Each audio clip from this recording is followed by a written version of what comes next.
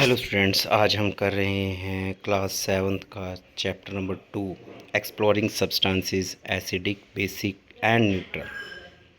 तो इसमें आज हम कर रहे हैं हमारा page number 2, nature are science laboratory, litmus as an indicator.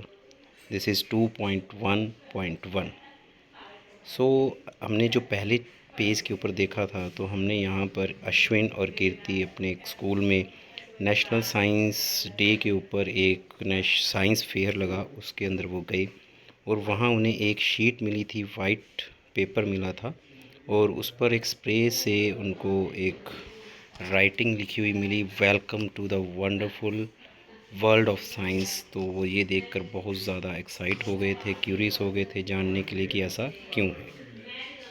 और अब हमने इसी चीज़ के बारे में आगे पढ़ना है।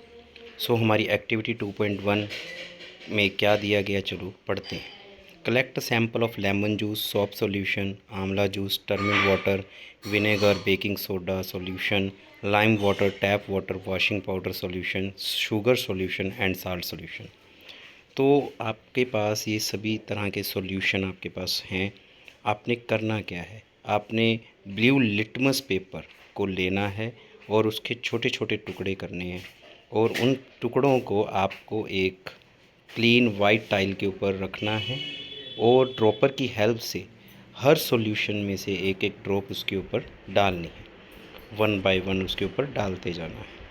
और इसके बाद आपने लिटमस पेपर के ऊपर जो सॉल्यूशंस आपने डाले हैं, उनको डालने के बाद अगर कोई कलर चेंज है तो वो देखना है, अगर कोई कलर चेंज नहीं है तो उसको ऑब्ज़र्व करना है।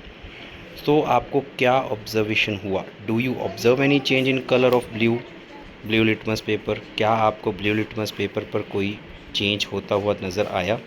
तो आपने अपनी जो ऑब्जर्वेशन है उसको रिकॉर्ड करना है इन टेबल 2.1। सेम ऐसी एक्टिविटी आपने करनी है with PCs of red litmus paper के साथ, जो आपको यहाँ दिखाया गया। एक वाइट टाइल के ऊपर रेड लिटमस पेपर को रखा गया है और उन पर भी एक एक सॉल्यूशन का मतलब ड्रॉपर की हेल्प से एक एक ड्रॉप उसके ऊपर डालकर देखा गया।